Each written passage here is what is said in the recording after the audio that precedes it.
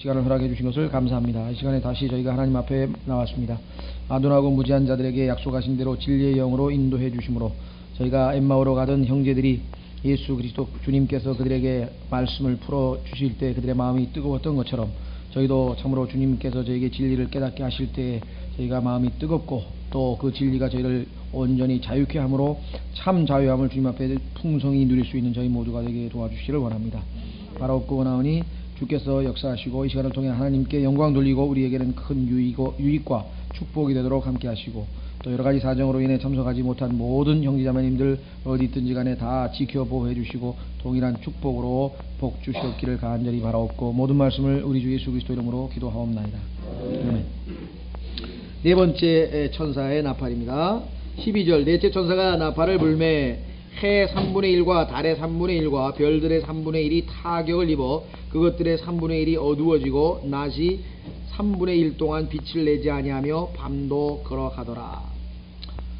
성경에 보면은 이 하나님께서 심판이 임할 때 어두워지는 현상은 여러분 잘 아시는 것처럼 출애굽기 때부터 시작해서 가장 클라이맥스라고 할까요? 가장 우리에게 낯익은 것은 예수 그리스도께서 십자가에서 여러분과 저의 죄의 값으로 십자가에 달리셨을 때 일어났던 어두움의 현상입니다.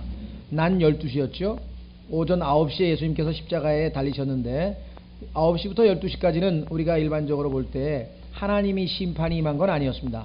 그것은 박해를 당하시고 고난을 당하시고 그야말로 순교를 당하신 것이라고 볼 수 있겠죠. 사람들에 의해서 죽임을 당한 것이라고 우리가 볼 수 있겠어요. 그러다 12시가 됐을 때 하나님의 심판이 임하게 됩니다. 갑자기 어두워지면서 지진이 나고 정말 그야말로 아주 이 하늘이 칠같이 어두워지면서 하나님의 심판이 3시간에 걸쳐서 일어났는데 그때 마귀의 공격도 엄청나게 강했죠. 그래서 예수 그리스도께서 치열한 영적 싸움을 벌이셨고 그때에 승리한 기록이 골로새서에 잘 기록되어 있다고 했습니다. 우리가 볼 때에는 그 예수 그리스도께서 그냥 우린 눈에 안 보이니까 그러나 그 눈에 보이지 않는 영적 악한 세력들이 집요하게 예수 그리스도를 십자가에서 내려오게 하려고 집요하게 공격도 했고 그래서 그것을 바산의 황소라고 성경에 묘사하기도 하고 그 다음에 개들이라고도 묘사하기도 하고 약한 영들의 존재에 대한 언급이 여러 번 언급되어 있습니다. 그걸 어떻게 알 수 있는가? 실제적으로 골로새서에서 십자가에서의 보이지 않는 영적 전투에서 예수 그리스도께서 승리하셨음을 보여줍니다. 골로새서 2장 한번 확인해 보겠습니다.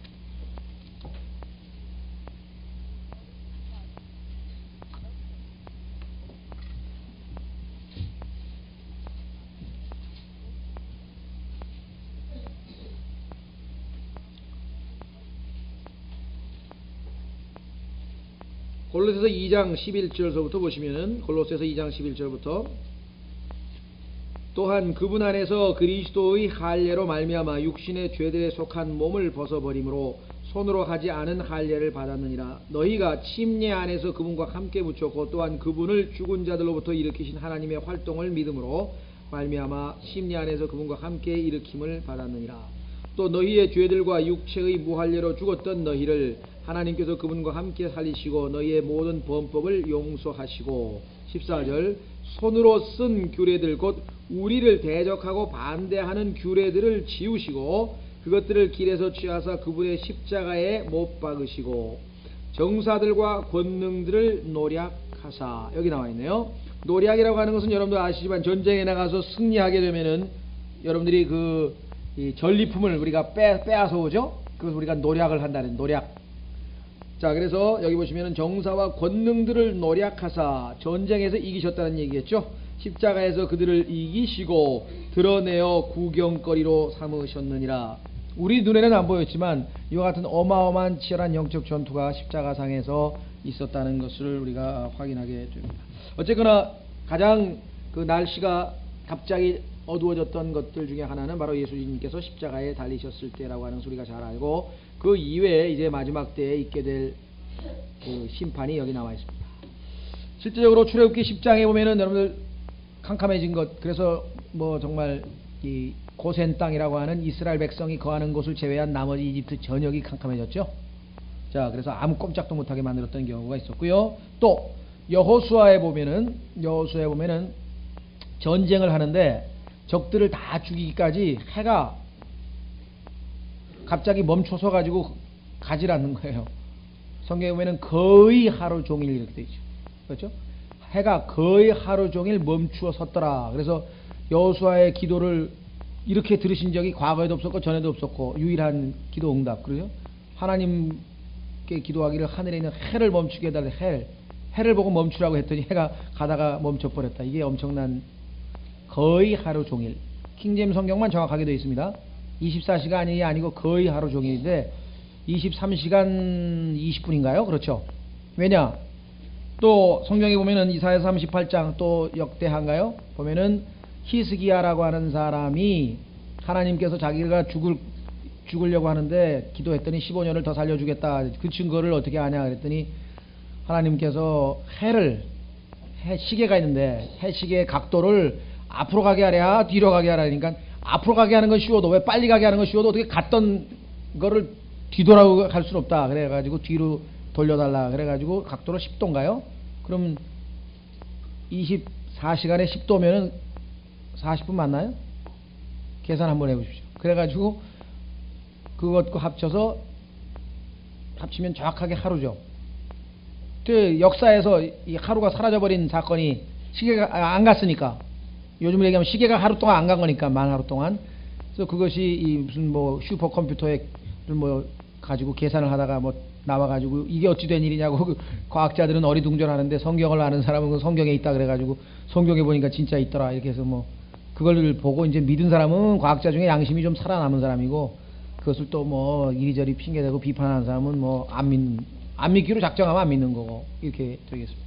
여기도 보시면 나중에 이 7 나팔 재앙이 끝날 무렵에 보면은 그 엄청난 재앙에도 불구하고 끝까지 완악하게 굴어서 안 믿고 하나님께 막 이를 갈고 대드는 그러한 인간들의 모습이 9장 끝부분에 기록되어 있는데요. 자, 그래서 우리는 낮이 빛을 내지 않았다라고 하는 것을 우리가 보게 됩니다. 자, 그러다 보니까 고통과 공포, 우리가 공포와 고통이요. 그래도 낮은 이렇게 밝은 데 있어서는 조금 낫죠. 그렇죠? 그런데 고통과 공포가 임해 있는데 깜깜해 봤어요. 그럼 더 아마 그 정도가 아마 심하게 느껴지지 않겠는가. 여러분들이 충분히 기억하실 수 있을 겁니다. 자, 그래서 우리는 13절에 이제 5번째 나팔이 불려고 하는데 그 사이에 천사가 하나 날아가는 장면이 나오네요. 또 내가 보고 들으니 하늘 한가운데로 가로질러 날아가는 한 천사가 큰 음성으로 이르되 땅에 거하는 자들에게. 자, 지금까지는 나무에, 그렇죠? 나무, 땅이죠. 그 다음에 바다, 물이죠. 그 다음에 뭐였어요? 강물. 그 다음에 하늘들에 있는 그 별들이나 무슨 해, 달. 자, 근데 이번부터는 땅에 거하는 자들이라고 분명히 기록을 했습니다. 대상이 이제 사람들로 바뀌었다는 얘기죠. 화가 있으리니 이는 이제 새 천사가 불게 될 또 다른 나팔 소리로 인함이라 가더라. 자, 그래서 이제 9장 1절로 넘어갑니다. 5째 천사가 나팔을 불매 내가 보니 별 하나가 하늘로부터 땅으로 떨어지는데 그가 바닥 없는 구덩이의 열쇠를 받았더라. 이 바닥이 없는 구덩이라고 하는 말, 그죠? 바닥이 없는 구덩이라고 하는 말이 계시록에만 7번 언급이 되어 있는데 구덩이라고 하는 말은 성경에 많이 나옵니다. 그래서 구덩이를 쭉 찾아보시면은 그 구덩이가 바로 지옥에 대한 언급이라고 하는 것을 우리가 확인해 볼 수가 있습니다. 자, 산채로 사람들이 지옥에 빠지는 사건이 한번 기록된 것이 성경에 나오죠. 그게 바로 민수기 16장의 반역 때에 있었던 사건이었습니다. 한번 확인해 보겠습니다. 민수기 16장 사건은 전무후무한 사건이었어요. 왜냐하면 모세가 만약에 내가 늘 있는 방식으로 하나님이 너희를 벌하시면 내 말이 하나님 말이 아니고 전혀 새로운 방식으로 너희를 벌하면은 그건 하나님이 하시는 거다. 그렇게 해서 표적으로 준 것이 있었는데 그게 뭐냐? 땅이 갑자기 입을 벌리더니 사람들을 삼켜버렸다. 이렇게 기록돼요. 민수기 16장.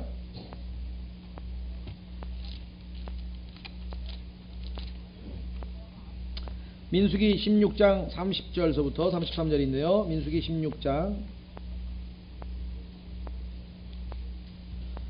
우선 29절부터 보겠습니다. 만일 이 사람들이 모든 사람이 죽는 평범한 죽음으로 죽거나 혹은 모든 사람이 받는 벌로 벌을 받으면 주께서 나를 보내는 것이 아니거니와. 30절 만일 주께서 새 일을 행하사 땅으로 하여금 그 입을 벌려 이 사람들과 이들에게 속한 모든 것을 삼켜 산채로, 그 다음에 뭐라고 하십니까? 구덩이에, 여기 나와있네요. 구덩이에 빠지게 하시면 이 사람들이 주를 경노하게 한 것인 줄을 너희가 알리라. 그가 이 모든 말을 마치며 그의 밑에 땅이 갈라지니라. 땅이 그 입을 벌려 그들과 그들의 집과 고라에게 속한 모든 사람과 그들의 모든 물건을 삼키매 그들과 그들에게 속한 모든 것이 산채로 구덩이에 빠지며 땅이 그들 위에서 닫히니 그들이 회중 가운데서 멸망하니라. 엄청난 공포가 임했었겠죠. 그 이외에도 이 구덩이라고 하는 말은 마귀가 나중에 내던 이사야서 14장에도 나오고 욥기 17장에도 나오고 시편에도 나오고 반복해서 나오는데, 한마디로 얘기하면은 지옥을 성경에서는 구덩이라고 묘사를 한다는 것 기억을 좀 하시면 되겠습니다. 자, 두 번째 계시록 계시록 9장이네요. 9장 1절에 보시면 거기에 열쇠라고 하는 말이 나오죠. 구덩이인데 구덩이에 열쇠를 받았다 이렇게 기록을 했습니다.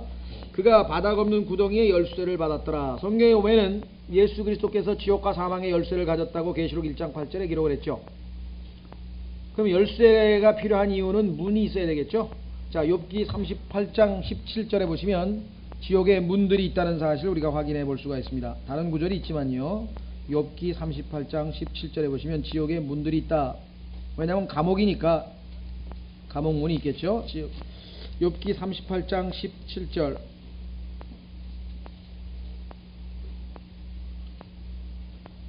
욥기 38장 17절. 사망의 문들이 내게 열린 적이 있느냐? 내가 사망의 그들의 문들을 본 적이 있느냐? 사망 권세를 가지고 있는 것은 마귀고 마귀가 지배하는 지역이 지옥이죠. 자, 뿐만 아니라 지옥에는 우리가 우리말로는 이게 둘 다 문이에요. 이게 door라 그러죠. door, 문. 그런데 또 gate라고 하는 말이 있는데 이게 어떤 게 더 큰 개념인지는 잘 모르겠습니다만 하여간 문들이 또 다른 종류의 문들이 있어요. 우리나라 옛날에 보면은 뭐 들어가는 입구 있고 또 중간에 문 있고 막 그런 모양이에요. 겹겹이 아마 이 문들이 있는 모양인데, 마태복음 16장 18절에 가면은 역시 예수 그리스도께서 지옥의 문들에 대한 언급을 마태복음 16장에 언급을 하셨습니다. 마태복음 16장 18절. 마태복음 16장 18절. 또 내가 내게 이르노니 너는 베드로라. 내가 이 반석 위에 내 교회를 세우리니 지옥의 문들이 그것을 이기지 못하리라. 그런데 여기서는 우리가 영어에서 얘기하는 문이라고 일반적으로 쓸 때는 door를 쓰거든요. door. 그런데 여기는 gate입니다. water gate 할 때 gate. gate가 더 큰 개념인지 door가 큰 게 gate가 더 크겠죠? 예. 자, 그 다음에 문을 잠그는 빗장이 또 있어야 되겠죠. 빗장. 요나서에 보면은 지옥의 문을 잠그는 빗장에 대한 언급이 또 기록되어 있습니다. 요나서, 아까 제가 말씀드린 것처럼 성경은 이와 같이 거의 문자적으로 해석이 가능한 책이라 그랬습니다. 아까 하늘에서 별로 떨어지는 것도 뭐 비유적으로 해석해야 될 이유가 전혀 없다는 얘기죠. 요나서 2장 1절에서 6절. 요나서 2장 1절에서 6절 보시면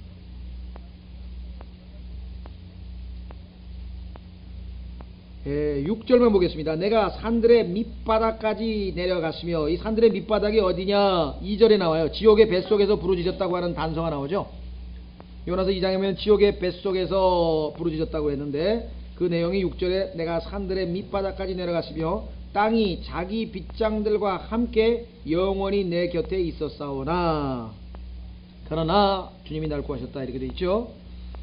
자, 그래서 우리는 지옥의 이 빗장을 열 수 있는 그 열쇠를 가지고 계신 분이 주님이시다. 그래서 하나님의 허락하에 이제 열쇠를 받았습니다. 천사가. 그래서 2절, 계시록 9장 2절.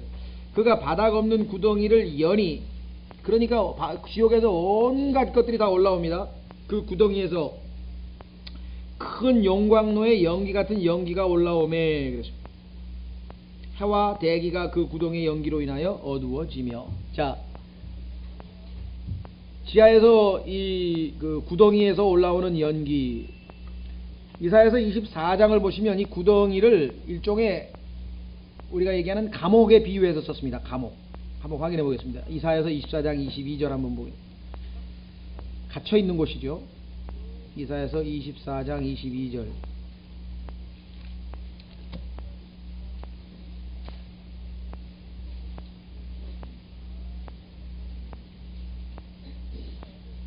이사야서 24장 21절부터 보시면 하나님이 심판하시는 날입니다. 그날에 주께서 위에 있는 높은 자들의 군대를 벌하시며, 이건 악한 영적 군대들이죠. 땅에 있는 땅의 왕들을 벌하시리니 죄수들이 구덩이에서 합쳐진 것 같이 그들이 함께 합쳐져서 감옥에 갇힐 것이며 여러 날 뒤에 벌을 받으리라. 이렇게 되어 있습니다.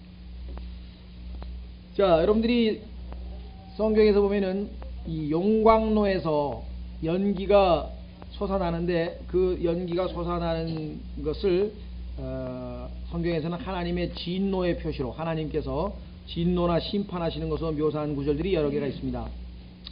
창세기 19장에 보면은 소돔과 고모라가 타오를 때 용광로에서 연기가 솟아난다는 표현을 썼고요. 그 다음에 출애굽기 19장에서도 마찬가지 표현을 썼습니다. 그래서 이 바닥에서 연기가 솟아오르는 것은 하나님의 심판이나 진노와 연관이 되어 있다. 자, 그 다음에 여기에 나와 있는 2절 끝부분에, 계시록 9장 2절 끝부분에 결국은 연기로 인하여 어두워졌다 그랬죠. 자, 이 어두워졌다고 하는 표현이 성경에 6장서부터 반복해서 나오죠. 6장 2절 보십시오.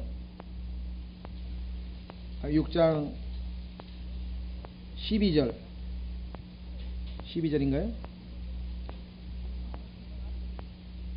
예, 거기 보니 해가 머리털로 짠 상복같이 검게 되고 다른 피같이 되며, 그래서 어두워지는 모습이 한번 언급이 되어 있었고, 또 8장 지금 우리가 조금 전에 읽었던 12절 8장 12절에서 다시 한번 넷째 천사가 나팔을 불매 해야 3분의 1과 달의 3분의 1과 별의 3분의 1이 타격을 입어 그것들의 3분의 1이 어두워지고, 또 표현이 한번 나왔고, 그 다음에 지금 읽은 우리가 9장 2절에서 다시 구덩이의 연기로 인하여 어두워졌다. 그래서 어두움이 지금 계속 언급되어 있습니다. 빛과 어두움, 어두움 하면 여러분들 성경에서는 항상 악한 세력과 연관이 되어 있는 것을 잘 아시죠? 골로새서 1장에 보면은 어두움의 왕국에서 우리를 아들의 왕국으로 옮기셨다, 이렇게 표현해요. 골로새서 1장. 어둠의 권능에서 보십시오. 골로새서 1장 13절. 골로새서 1장 13절. 그분께서 우리를 어둠의 권능에서 건져내사 자신의 사랑하시는 아들의 왕국으로 옮기셨나니. 어둠의 권능. 자, 다시 계시록 9장으로 돌아옵니다. 3절. 또 메뚜기들이 연기 속에서 나와 땅 위로 올라오매. 초자연적인 메뚜기겠죠. 그러니까 지옥불에도 견디고 안 죽고 우리가 보는 메뚜기, 튀김에 나오는 메뚜기 말고요, 그거는 불에 사라져버리죠. 그러나 지옥불에도 견디고 올라와 있으니까 이게 그냥 메뚜기는 아니죠. 마귀들과 연관이 되어 있다. 그것들이 땅에 있는 정갈들의 권능과 같은 권능을 받았다. 자, 전갈이라고 하는 그 동물에 대해서도 성경에 보면은 단서가 주어져 있습니다. 예수님께서 전갈의 권능, 뱀의 권능 이렇게 할 때 전부 다 마귀와 연관을 시키셨죠. 예, 누가복음 10장에 보시면, 누가복음 10장 18절에서 19절, 누가복음 10장 18절에서 19절 보시면 예수님께서 하늘에서 사탄이 번개같이 떨어지는 것을 보았다고 말씀을 하십니다. 누가복음 10장 18절, 그분께서 그들에게 이르시되 사탄이 하늘로부터 번개같이 떨어지는 것을 내가 보았노라. 보라, 내가 너희에게 뱀과 전갈을 밟으며 원수의 모든 능력을 제압할 권능을 주노니. 그러니까 뱀과 전갈은 원수의 능력과 연관이 되어 있죠. 자, 그런데 우리에게는 희소식이 어떤 방법으로도 너희를 해칠 것이 전혀 없으리라. 왜냐하면 하나님의 허락하에 그들이 권능을 행사하기 때문에 하나님께서 우리를 보호하실 때에는 결코 우리를 해칠 수가 없다라고 하는 것을 확인을 하게 됩니다. 자, 다시 계시록으로 넘어갑니다. 계시록 9장 4절. 또 그것들에게 명령이 떨어져. 자, 땅에 풀이나 푸른 것이나 나무는 하나도 해하지 말고. 아까 우리 첫 번째 나팔에서는 이 나무하고 풀이 대상이 되는데 이번에는 그건 해하지 말라 그랬습니다. 해하지 말고 오직 이마 안에 하나님의 인이 없는 사람들만 해하라 하더라. 자, 그러면 하나님의 해가 인을 맞은 사람은 우리가 14만 4천 명이 있었고, 그렇지 않은 나머지 사람들을 지금 해하라고 이야기를 했습니다. 문제는 어디 있는가? 5절 또 그들을 죽이지는 말고 5달 동안 고통만 받게 하라는 명령을 그들에게 주시니 그것들이 주는 고통은 마치 전갈이 사람을 쏠 때에 주는 고통과 같더라. 6절 그날에는 사람들이 죽음을 구하여도 찾지 못하겠고 죽기를 바라나 죽음이 그들을 피하리로다. 그러니까 이것처럼 괴로운 일이 없겠죠. 죽고 싶은데 죽을 수가 없는 상황. 자, 이 내용을 성경에서 우리에게 가르쳐 주는 구절이 하나 있는데요. 욥기 3장에 보시면은 욥이 정말 내가 죽었으면 좋겠다고 자기 자신의 그 엄청난 이 재앙 앞에서 괴로워하는 모습이 나옵니다. 근데 성경에 보면 욥이라고 하는 인물은 욥의 고향은 이스라엘 백성들이 환란 때 거하게 될 에돔 땅, 즉 우수라고 하는 곳이었고, 욥기는 42장으로 되어 있다 그랬죠. 유대인들이 42개월 동안 대환란을 당하게 될 대환란의 기간과 일치하고, 그렇죠? 자, 그 다음에 욥은 누구에 의해서 까닭없이 지금 이 고통을 당하고 있습니까? 하나님 보시기에 완전하고 악에서 피한 자고 순전하고 칭찬만 받았는데 마귀가 와가지고 하나님에게 자꾸 고소를 해가지고 축복을 하시니까 그러지 한번 쳐보십시오. 이렇게 해서 지금 마귀에서 고난당하는 모습이죠. 적그리스도에서 고난당하는 이스라엘과 일맥상통하고요. 그 다음에 맨 마지막에 보면은 욥의 죽은 7 아들과 3 딸이 다 부활하게 됩니다. 이스라엘도 부활하게 되는 것을 보고, 그래서 성경 전체에서 이 욥은 여러 가지를 예표하고 있지만 그 중에서 환란 때의 이스라엘 민족을 예표한다. 그런 의미에서 보자면 여기에서 우리가 이 욥기 3장을 살펴보면은 죽고 싶어도 죽지 못하는 모습도 연관이 있다는 거죠. 자, 한번 확인해 보겠습니다. 욥기 3장. 욥기 3장 20절에서 22절입니다. 욥기 3장 20절에서 22절. 어찌하여 주께서 고난당하는 자에게 빛을 주셨으며 혼이 괴로운 자에게 생명을 주셨는가? 이러한 자들은 죽기를 갈망하나 죽음이 오지 아니하므로 땅을 파고 죽음을 구하기를 숨긴 보물을 구하는 것보다 더하다가 무덤을 찾게 되면 심히 기뻐하고 즐거워하나니 하나님께서 둘러싸서 길을 숨기신 자에게 어찌 빛을 주셨는가?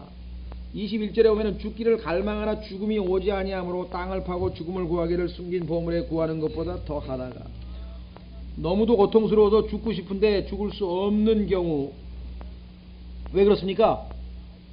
우리가 얘기한 것처럼 생사화복의 주관자는 하나님이시기 때문에 죽고 사는 것은 하나님이 결정하실 일이지 내가 죽고 싶다고 죽고 살고 싶다고 사는 게 아니라는 거죠. 그렇죠? 예, 그래서 이 전도서 8장에 보면은 우리가 하나님께서 영을 이렇게 회수하시는 장면이 언급이 되어 있습니다. 전도서 8장 8절로 한번 보겠습니다. 전도서 8장 8절에 보면은 그 전쟁에서는 아무도 면제되는 자가 없다. 그래서 영을 다스릴 수 있는 권능이 있는 자가 없어요. 영을 다스리는 권능이 있어. 전도서 8장 8절 영을 다스리는 권능이 있어 영을 머무르게 할 사람도 없고 죽는 날에 권능을 가진 사람도 없으며, 하나님께서 영을 회수하려고 그러는데 그거를 머무르게 하려고 못 가게 하려고 아무리 이를 악물고 막 버팅겨도 그건 안 되는 거죠. 그래서 죽는 날에 권능을 가진 사람이 없다 그랬습니다. 그 전쟁에서는 면제받는 것도 없나니, 군대 안 가는 것처럼 면제되면 좋겠는데 이 죽음이라고 하는 것과는 한 번은 반드시 맞붙이게 돼 있죠. 한 번 죽는 것은 모든 사람에게 정해진 것이다. 사악함도 자기에게 넘겨진 자를 건져내지 못하느니라. 결국은 생사화복을 관장하시는 분이 주님이시기 때문에 환란 때 너무 고통스러워서 죽고 싶어도 죽을 수 없다. 죽고 싶을 때 죽으신 분이 딱 한 분 계시죠. 성경에 보니까 예수 그리스도께서 십자가에 달리셨을 때 스스로 자기의 고스트, 뭐라 그러죠? 혼을 자기의 참 사실 이 고스트는 뭐라고 번역했나요? 영이라고 번역했나요? Holy Ghost, Holy Spirit 할 때 이 고스트라고 하는 말은 죽은 사람의 영이라고 하는 좁은 의미입니다. 스피릿 전체는 그냥 보통 일반적으로 바람도 되고 공기도 되고 영도 되는데, 이 고스트라고 할 때는 죽은 사람의 영 할 때 우리가 이 고스트란 말을 좀 쓰는 것 같거든요. 아직도 이게 뭐 정확하게 이 성경적으로 데피니션은 안 돼 있는데 하여간 그래서 예수 그리스도께서 자기의 영을 gave up, 내어놓으셨다. 그 예수님께서 말씀하셨잖아요. 나는 내 목숨을 스스로 내놓는 거라 그랬죠. 예수님께서 죽고 싶을 때 죽으신 거지, 때가 돼서 하나님의 뜻에 순종하기 위해서. 자, 그래서 그런 것 이외에는 그 누구도 자기 스스로 생명에 관한 어떻게 할 수 없다. 자, 계시록 9장 7절로 갑니다.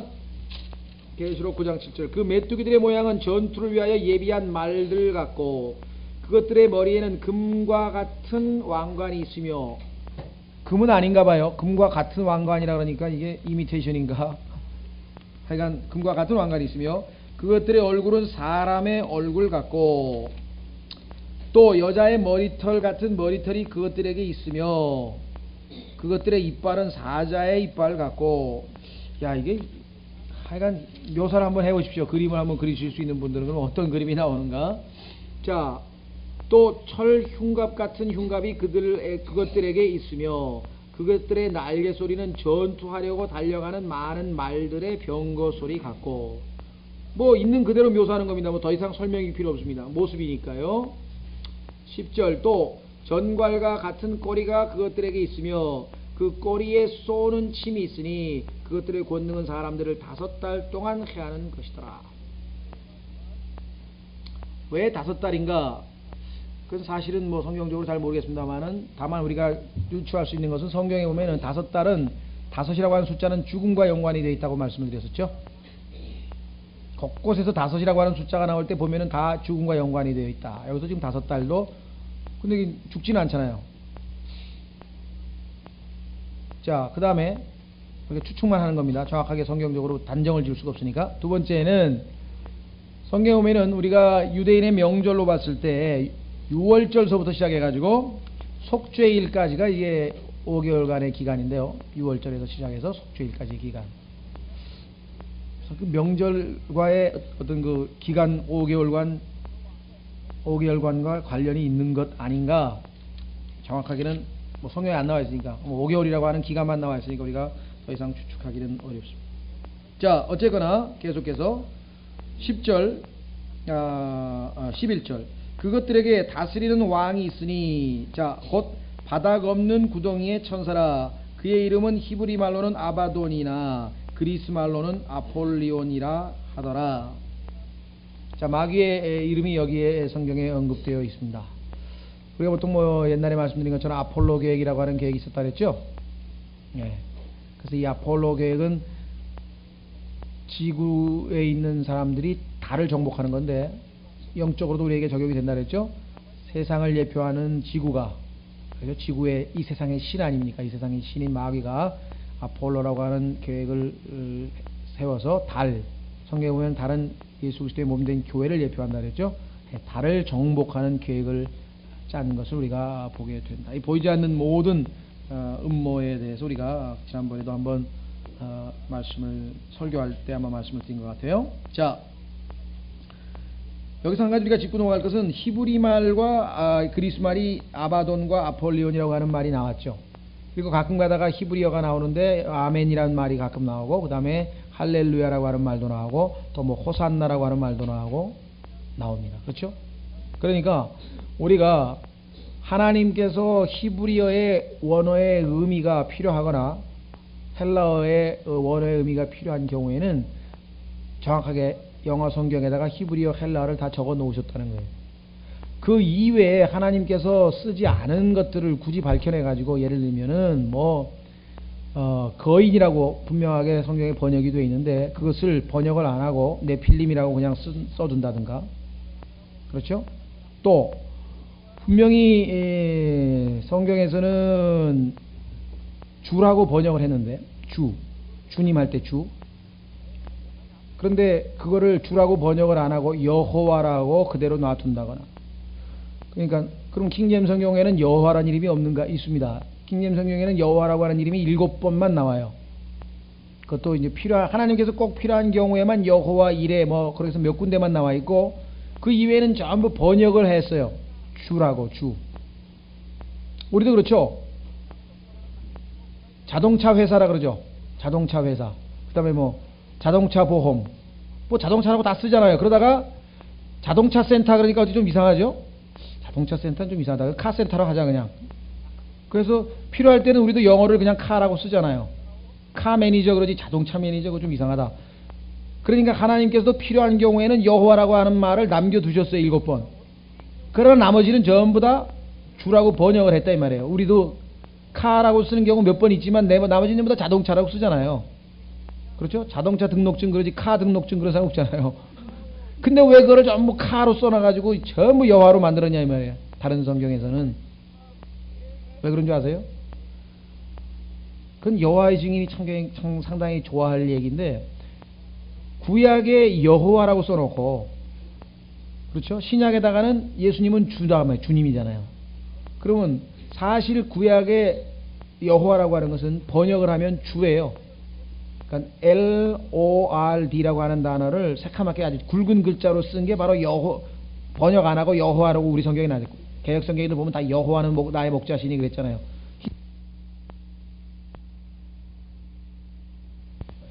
주는 나의 목자시니. 이게 다 번역이 돼야 돼요.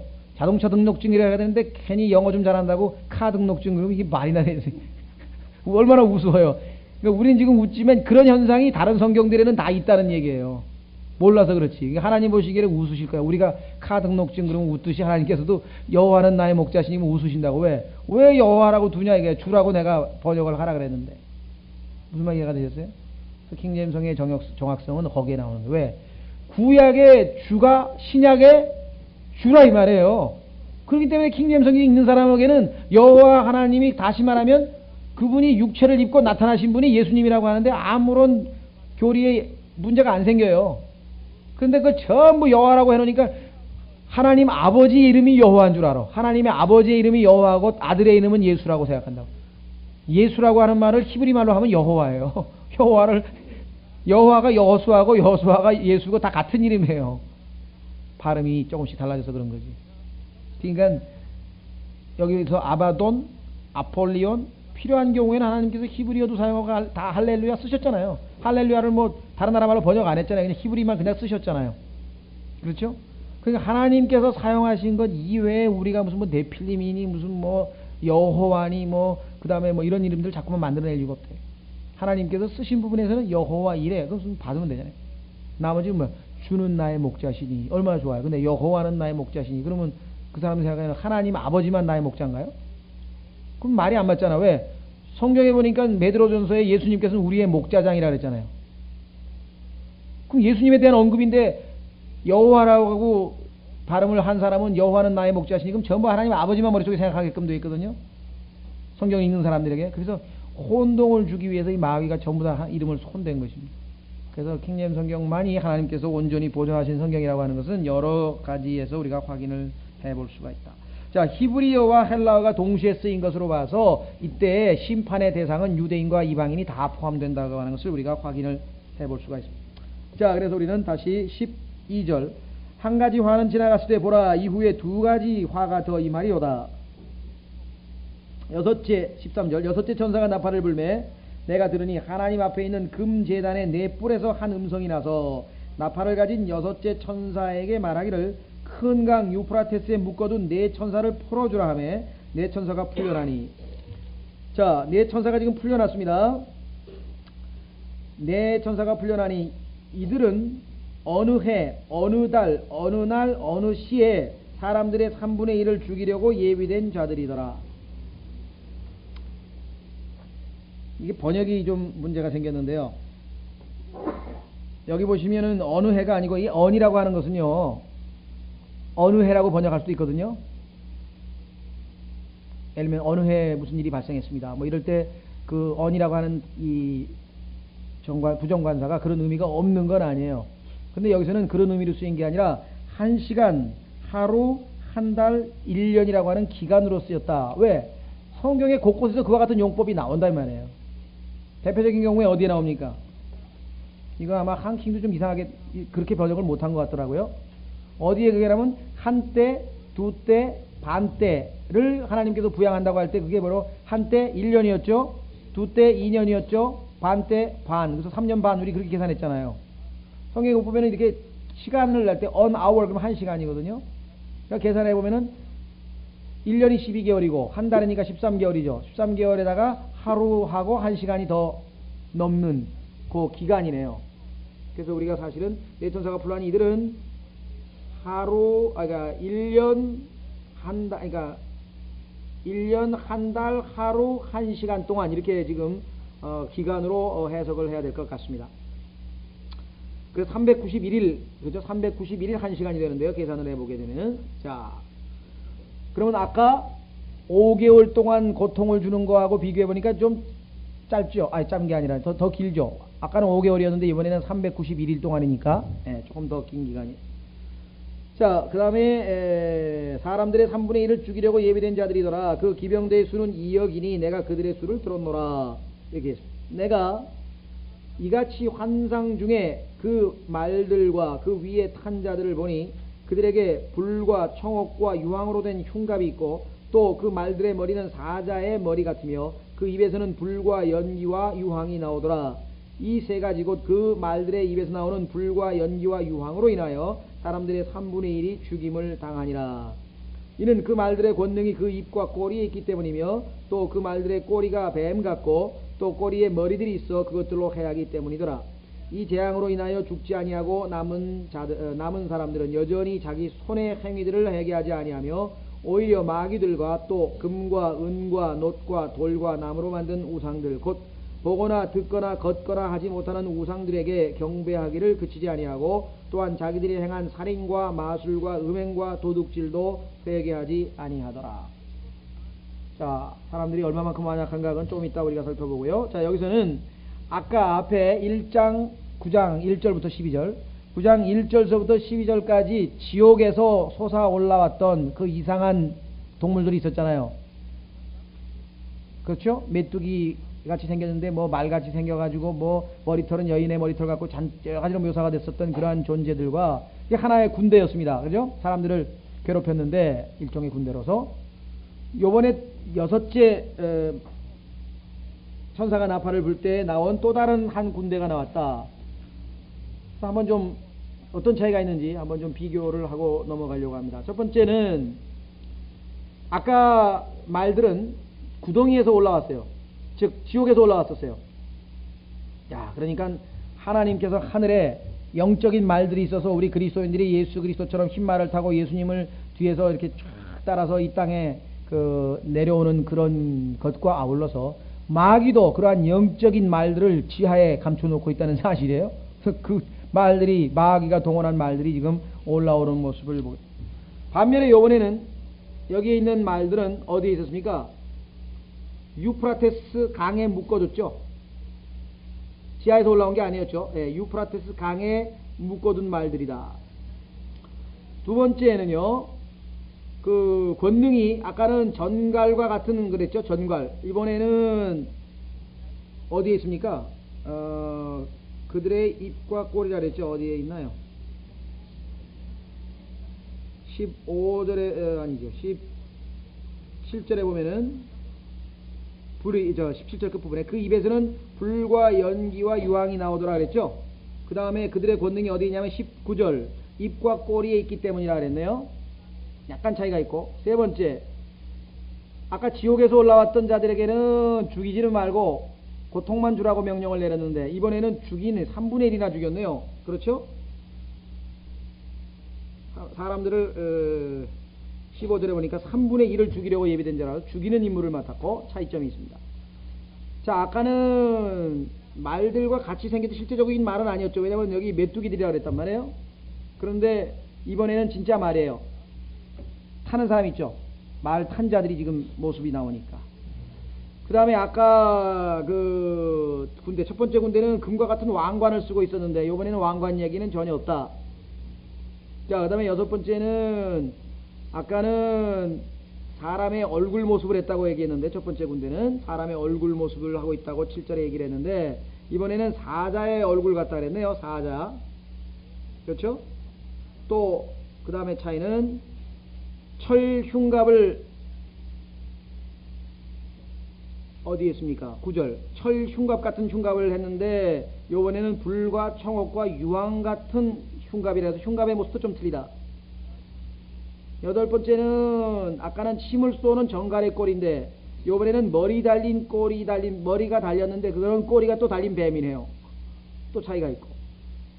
아홉 번째 차이는 아까는 5개월 동안 고통이고 이번에는 391일 동안 죽이는 권세. 아까는 고통만 주는 권세, 지금은 죽이는 권세. 자, 아까는 구덩이에서 올라온 천사인 반면에 이번에는 유프라테스 강에 묶여있던 네 천사. 그래서 두 군대가 사실은 서로 다른 군대라고 하는 것을 우리가 비교를 통해서 한번 확인을 해 보았습니다. 자, 그래서 다시 9장 13절부터 다시 한번 확인해 보겠습니다. 9장 13절. 여섯 천사가 나팔을 불며 내가 부르니 하나님 앞에 있는 금제단. 자, 아까 8장 3절에는 하나님 앞에가 있느냐 아니라 왕좌 앞에 있는 금제단이었죠. 8장 3절 보십시오. 끝부분에 왕좌 앞에 있는 금제단. 그러니까 하나님과 왕좌가 연관이 있다는 것을 계시록에서 우리가 누누이 봤었죠. 온 우주의 통치를 하시는 곳 왕좌. 왕좌란 말이 반복해서 나온다고 했습니다. 자, 그 다음에 계속해서 하나님 앞에 있는 금제단의 네 뿔. 자, 여러분들이 구약에서 이 금제단에 있는 뿔이라고 하는 것은 어떤 역할을 하는가를 한번 여러분들이 생각해 보십시오. 죄인들에게 그 금제단의 뿔에다가 피를 발라가지고 죄사함을 얻게 하는, 다시 말하면 그 피를 지지하는 그런 역할을 해서 그 피를 통해서 하나님의 긍휼이 죄인들에게 갈 수 있도록 해주는 역할을 하는 게 그 뿔의 역할인데, 여기는 반대로 구약의 속죄일 날에 있는 기능과는 반대로 이번에는 무슨 역할을 했습니까? 뿔에서 한 음성이 났는데 14절에 보니까 천사를 풀어주고 그 다음에 죽이는 권세가 나왔으니까 이번에는 반대로 하나님의 긍휼의 뿔마저도 지금 심판의 도구로 또는 심판에 참여하는 모습으로 기록되어 있다. 그래서 성경에 왜 예수 그리스도의 재림의 날을 얘기할 때 복수의 날이라, 심판의 날이라, 진노의 날이라 이렇게 묘사했는가를 여기서 확인을 해보게 됩니다. 자, 그 다음에 14절에 나팔을 가진 여섯째 천사에게 말하기를 큰 강 유프라테스에 묶어둔 네 천사를 풀어주라. 아까 8장 죄송합니다. 어디에 있어요? 7장으로 가보십시오. 7장에 보면은 네 천사가 땅에 네 모퉁이에 서서 땅의 사방에 네 바람을 붙잡아, 거기 지금 땅에 네 모퉁이에 있는 천사 나오죠? 근데 이들의 역할은 뭡니까? 바람이 불지 못하도록 붙들고 있는 자들이죠. 그런데 요번에는 땅끝이 아니고 땅의 네 모퉁이가 아니고 요번 천사들은 유프라테스 강에 묶여 있었던 자들인데 이들이 풀려나면서 파괴를 하도록 임무를 부여받는다. 네 천사의 차이점, 똑같은 천사가 아니라고 하는 것을 여기서도 확인하게 됩니다. 자, 계속해서 9장 14절에 유프라테스 강.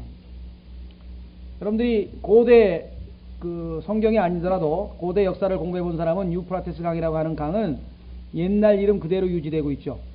창세기에 보면은 그 강 이름이 여러 개 나오는데 그 강들 중에서는 지금 이름이 바뀐 강들이 있잖아요. 그런데 유프라테스 강 그대로 있죠. 창세기 어디에 나옵니까? 예, 2장 어디야? 2장 11절에 보면은 비손강이 나오고, 그 다음에 13절에 기혼강이 나오고, 그 다음에 14절에 히데겔강이 나오고, 넷째 강은 유프라테스다 그래요. 그러면 지금의 히데겔강은 아시리아 동쪽이니까 티그리스강이라고 하는 게 금방 우리가 알아요. 그러면 옛날에 티그리스강이 지금 현재 티그리스강인데 옛날 이름은 히데겔이었구나. 유프라테스는 옛날 이름을 그대로 가지고 있죠. 뭔가 하나님께서 유프라테스에 대한 어떤 특별한 목적이 있다고 하는 것을 우리가 알 수 있다는 거죠. 그 이외에 여기 나와 있는 기혼이라든가 그 다음에 또 무슨 비손이라고 하는 것은 우리가 하나는 나일강이고 하나는 쿠웨이트 지역에 있었을 강이 아니겠는가. 그게 없어진 것 아니냐 그랬는데 실제적으로 몇 년 전이에요. 10년쯤 됐나요? 그저 쿠웨이트 폭풍의 작전인가 할 때 강이 없어진 흔적을 발견했다 그래서 또 이제 야, 그 성경에 나오는 그 강 아니냐 뭐 이런 추측들을 했는데 글쎄 그 강인지 아닌지는 잘 모르겠어요. 그러니까 강이 하나 옛날에 있었는데 없어진 것이 뭐 항공차지형으로 찍혀 나온 것이 발표된 적이 있었어요. 어쨌거나 유프라테스 강이라고 하는 것은 이 지역에 있어서 가장 큰 강이다. 발원지는 터키에서부터 발원해 가지고 엄청나게 약 2500km를 흐릅니다. 그래서 시리아, 이라크를 지나 가지고 결국은 페르시아만까지 이르는 상당히 긴 강입니다. 그래서 그 왼쪽에 유프라테스 강이 있고 그 다음에 오른쪽으로 약 450km 떨어진 지역, 서울과 부산 정도의 거리가 떨어져서 티그리스 강이 흐르고 있어요. 숫대계라고 하는 강. 그래서 이 오른쪽에 있는 티그리스 강은 그 유프라테스 강하고 평행선으로 쭉 내려오다가 끝에 와서 페르샤만 지역에서 이렇게 꼬부라져 가지고 딱 만나요. 그래서 두 강이 합쳐져서 100마일쯤 흐르다가 밑으로 이 페르샤만으로 들어간다. 그래서 여기가 이렇게 돼 있죠. 양쪽 강 사이. 그래서 강과 강 사이에 있는 이 땅이잖아요. 그래서 그 땅을 우리가 인류 문명의 발원지라 해가지고 이 세상에서 학문을 연구하는 사람들은 그 지역을 메소포타미아라고 해요. 메소포타미아. 그러니까 메소라고 하는 말은 가운데란 뜻이에요.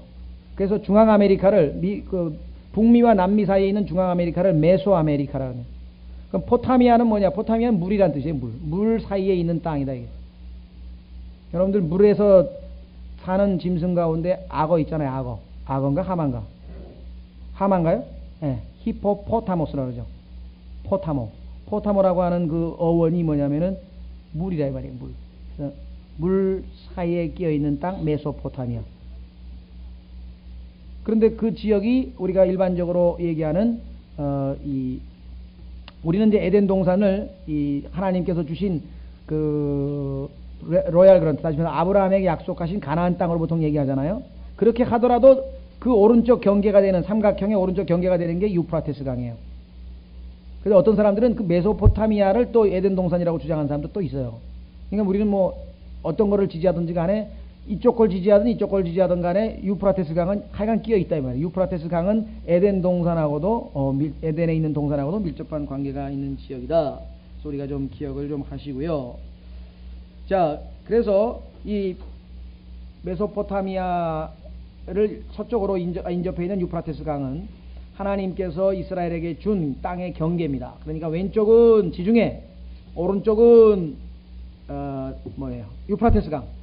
그럼 밑은 뭐예요? 밑변을 쫙 그면은 지금 어디에 나일강 꼭 지점이 나오잖아요. 그러니까 맨 왼쪽 꼭 지점은 나일강이 나오죠. 그래서 나일강과 유프라테스 강 사이. 그래서 성경에도 그런 표현이 종종 나오고요. 놀라운 사실은 이스라엘 역사 중에서 다윗 왕의 시대와 특히 솔로몬 왕의 시대에 유프라테스 강까지 이스라엘의 영토가 확장된 것을 성경에서 우리가 확인을 해볼 수가 있습니다.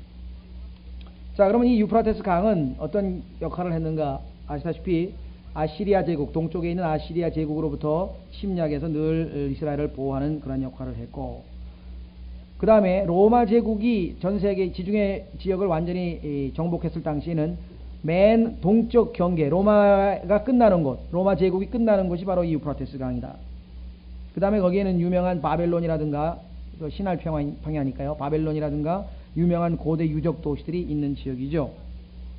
이스라엘은 성경에 보면은 예레미야서에 특히 그 유프라테스 강 동쪽으로부터 많은 침략자들이 와서 이스라엘을 괴롭힌 것으로 성경에 기록되어 있습니다. 그래서 성경에서는 아주 창세기부터 유프라테스 강 창세기 1장 2절부터 이름이 나오고, 그 다음에 가인이 최초에 에덴 동산이 어디 있냐면은 유프라테스 강이 흐르고 있는데, 에덴을 이런 나라라고 봐도 동산은 맨 오른쪽 그 강 하구에 있었잖아요. 바다에 인접한 꼬리에. 그러니까 그 유프라테스 강은 가인의 살인 현장이었어. 그렇죠? 악한 일이 벌어지기 시작한 장소라 이 말이에요. 역사적으로 봤을 때 가인의 살인 장소가 있었고, 바로 거기에서 여러분 잘 아시는 이 바벨탑 사건이 있었고, 창세기 14장에 보면은 그 지역에서 온 사람들과 소돔과 고모라 왕하고 전쟁을 벌인 기억이 성경에 나오고, 이스라엘의 많은 이스라엘을 괴롭혔던 적들은 바로 유프라테스 강 동쪽에서 유프라테스 강을 건너서 침입을 했고, 유대인들은 나중에 특히 유다 민족이 바벨론으로 포로로 잡혀갈 때 유프라테스 강을 건너서 나라 없는 서름을 겪게 됐고, 자, 이와 같은 이 모든 것들로 봤을 때 우리는 유프라테스 강과 하나님께서 마지막 심판 때와 왜 이렇게 강의 이름을 구체적으로 언급을 하셨는가? 자, 한마디로 하면 모든 악한 일들이 벌어진 장소였단 말이에요. 그런데 하나님께서 네 천사를 동원해 가지고 이 그 유프라테스 강의 천사들을 묶어놔서 그들로 하여금, 이제 악한 천사들로 하여금 더 이상 인간들을 괴롭히지 못하도록 어떻게 보면은 통제하고 있었던 거죠. 그렇죠? 그런 덕분에 그나마 인간들에게는 훨씬 더 악한 일이 덜 벌어졌다는 얘기죠.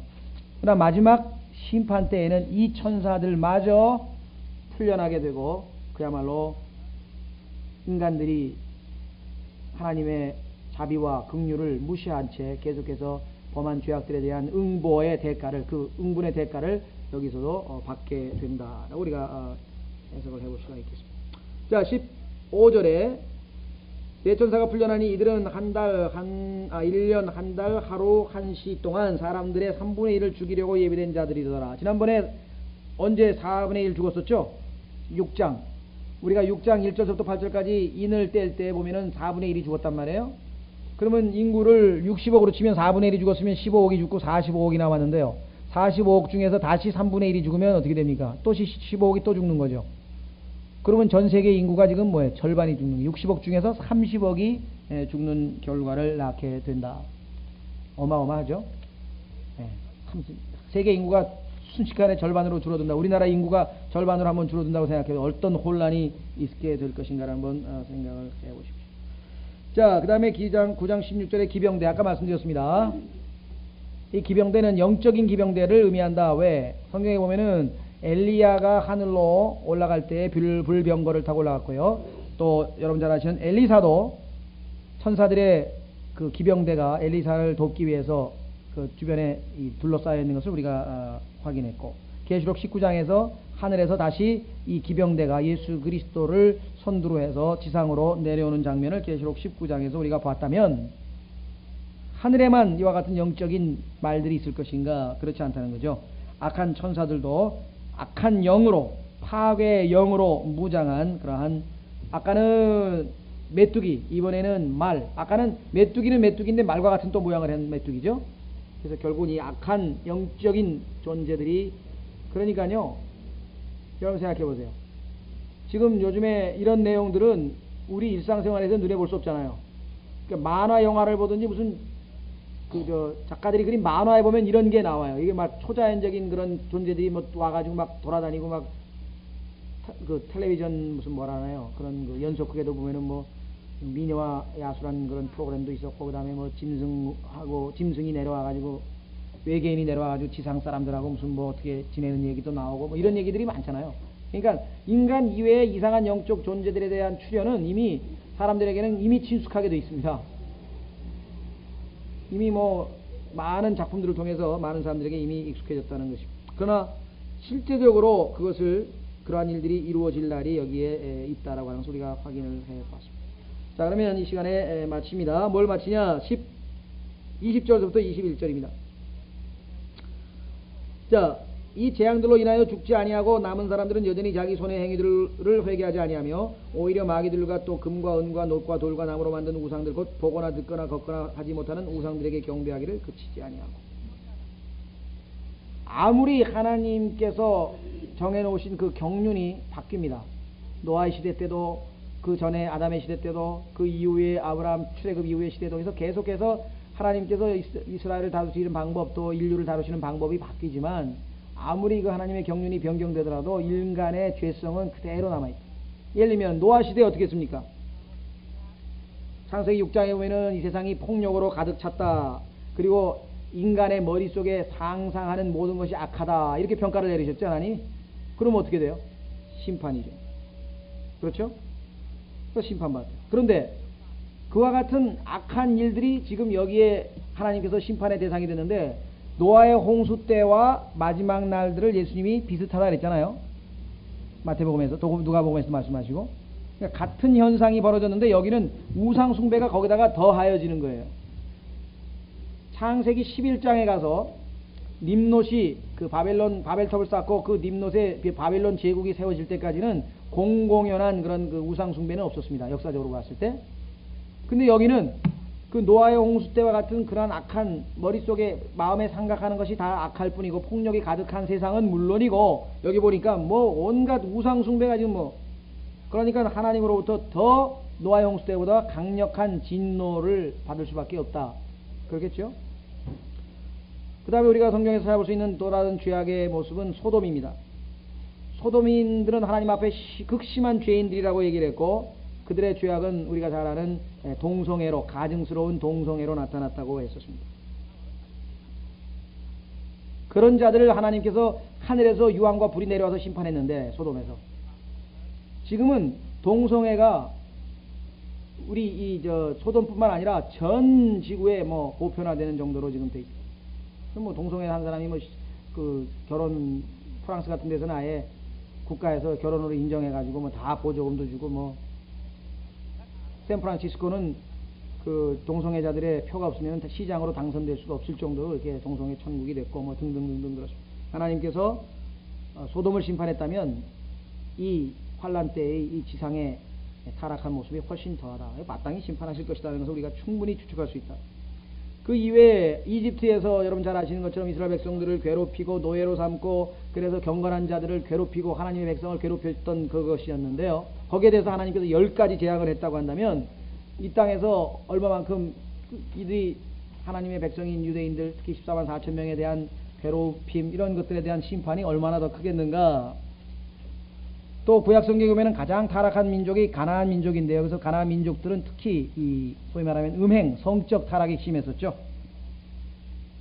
그래서 레위기에 보면은 그들이 행한 풍습을 너희는 따르지 말라고 하나님께서 누누이 강조하고 그래서 자세하게 기록을 했는데, 오늘날에는 그와 같은 것을 훨씬 더 도가 넘는 그러한 이 성적 타락이 지금 전 세계를 휩쓸고 있다.